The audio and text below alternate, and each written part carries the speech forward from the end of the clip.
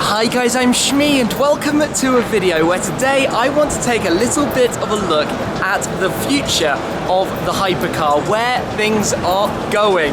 So you know we have now the Chiron, we've had the LaFerrari, the P1, the 918 Spyder, but two cars in particular are going to be going head to head in a new kind of heavyweight hypercar battle.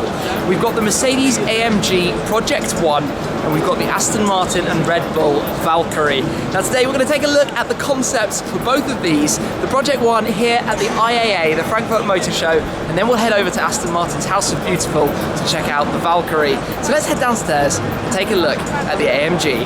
What happens then if you take 3 years of Formula One World Championship success and stick it into a road car? Well, you get this, the new AMG Project One. Now this car launched here at the Frankfurt Motor Show. Lewis Hamilton drove it onto the stage for the world to see. And this, albeit concept in name with Project One, there are some more changes and things that need to be done in the future, actually has the 1.6 litre turbocharged V6 back there from Formula One, the very same engine. It's going to be built in the UK at the Mercedes-AMG Formula One team's headquarters for the 275 of these that are going to cost £2.5 million or so for customers when they go into production in the not too distant future. So there are a few things to change, but as you look around this, it is just epic and mental. Look at the design. It's still quite distinctly road car, but it has the silhouette of the Formula One car with the roof scoop on the top, the snorkel pulling air back in, the shark fin up in the center at the rear, active aero with the rear wing, also with a splitter that extends out the front, the active louvres on the wing, a full carbon fiber body, and that V6 engine is supplemented with 4 electric motors to give it about 1,034 horsepower is the number being floated at the moment, a target weight of about 1,300 kilos in total, full body being carbon fiber. You've got some distinct AMG highlights and features and details you can see. It's got a seat inside, well, quite a decent amount of space inside, but seats with the base bolted to the tub with an adjustable pedal box, but an additional rear backrest that can be shuffled forwards and back and around. But it's very much proper race car. You can see almost a bit of heritage from the CLK GTR from 20 years ago.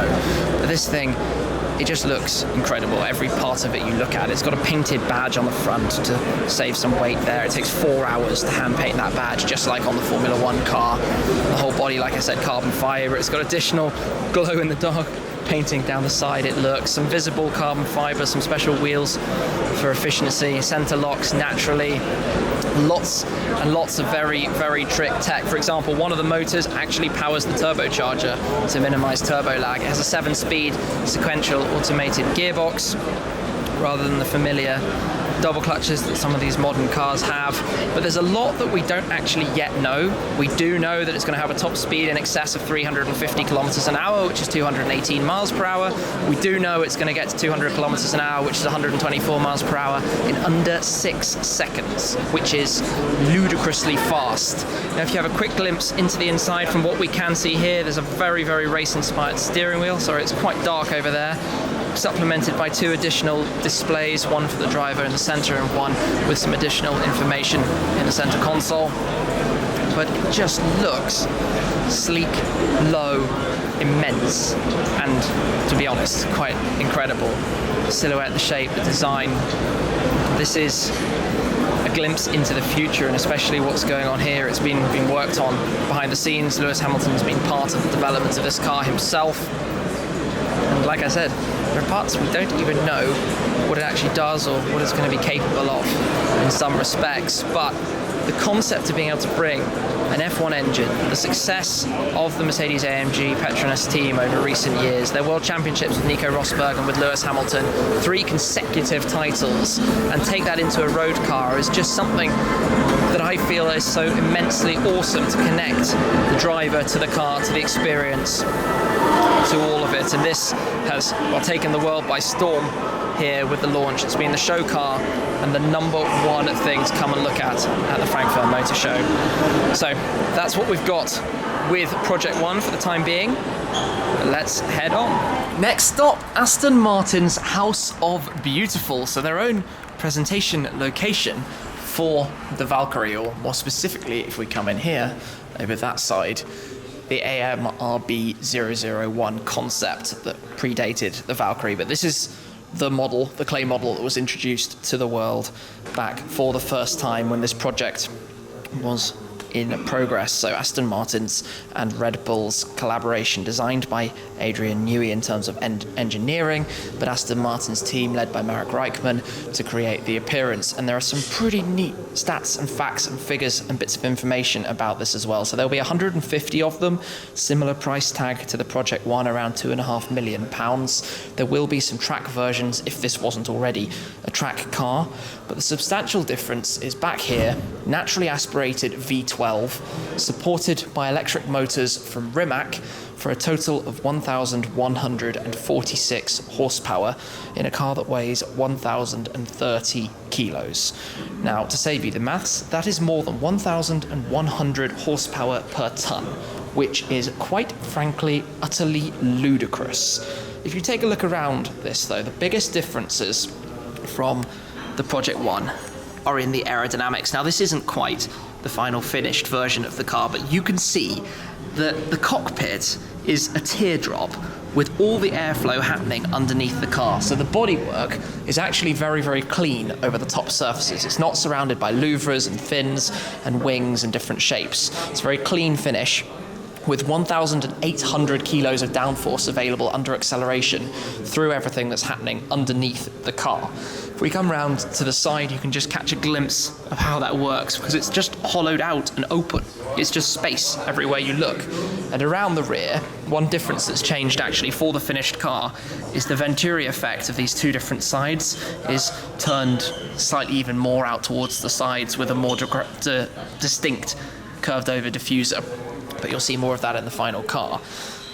The exhaust also has moved away from there towards the rear, but it's very, very clean and neatly finished over the top. And that's the beauty and design of Aston Martin combined with Adrian Newey's expertise from Red Bull Racing to develop the underside of it. Now, the cabin is tiny.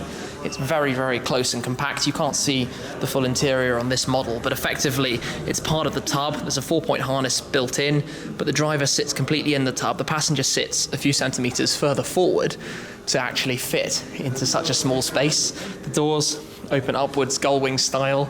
The steering wheel, that's not the final wheel, but is reminiscent of Vulcan, and inside you'll have 3 digital displays, dashboard display, and then separate displays for the mirrors as well. No physical mirrors out on the side, but it's very reminiscent of a Le Mans prototype, that kind of style of race car. And I would say this is, relative to Project One, less practical, if I could say that, because there's no space anywhere and it's not hugely comfortable. But it's a proper race car out for the road, and I think that's really quite something exciting. You just look at that splitter, it's attached only from the nose cone and held on there, race car style, and it's all one piece. It's very, very clean, neatly finished. And actually the final car doesn't wear the Aston Martin badge in a traditional sense. It has a special badge made that is 99.4% lighter than this, which is a little bit crazy. That's done using something that's 30% thinner than a strand of hair or something like that. So they're going to ridiculous extremes to make sure the car is absolutely as light as possible, and to have a 6.5 litre V12 that it's going to have from Cosworth in a car that weighs just a shade over 1,000 kilos, you can see how that's going to have to work to make that possible. So it's all moderately crazy, and it's strange really that this is actually the concept, because the final car, albeit slightly different, is similar in terms of aggression, styling, and craziness really. So this is the direction these cars are going. We've seen the Project One, and here we've seen the AMRB001, but a view into the future from Aston Martin with the Valkyrie.